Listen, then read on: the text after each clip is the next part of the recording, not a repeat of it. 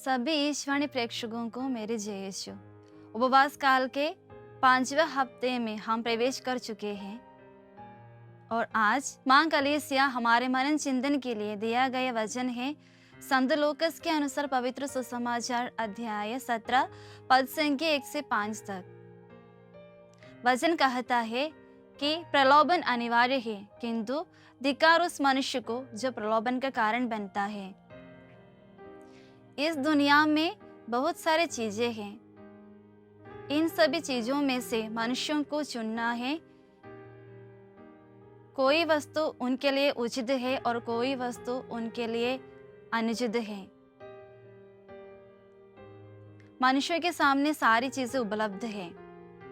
विश्वासियों को शैतान अपने जाल में फंसाने के लिए हमेशा कोशिश करते ही रहता है, क्योंकि शैतान का काम ही यही है कि मनुष्यों को ईश्वर से दूर ले जाना। इसलिए एक विश्वासी के लिए अकेले ही शैतान से लड़ना आसान नहीं है।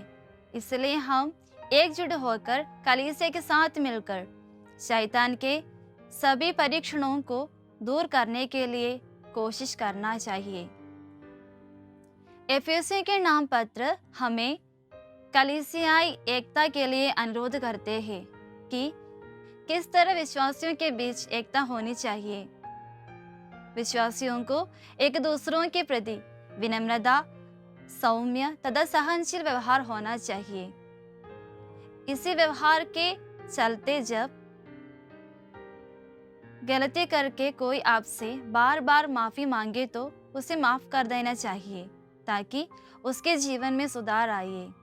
कलीसिया के सभी सदस्य यदि इसी तरह दूसरों को विश्वास में बढ़ने के लिए मदद करें तो हमारे लिए एक सुंदर कलीसिया का निर्माण हो जाएगा।